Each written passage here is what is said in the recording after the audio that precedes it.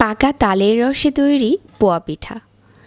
অনেক সময় এই পোয়া পিঠাটা তৈরি করতে গিয়ে মাঝখানে কাঁচা থাকে, কারণ তালের রসে পোয়া পিঠা অনেক সময় ভালো হয় না। আজকে ঠিকঠাক একটা গোলা সহ এই পোয়া পিঠার রেসিপিটা আপনাদের সাথে শেয়ার করছি। রেসিপিটা একদম হুবহু ফলো করলে আপনার পোয়া পিঠাটাও খেতে দারুণ হবে, আর মাঝখানে কাঁচা থাকার কোনো রকম ভয় নেই।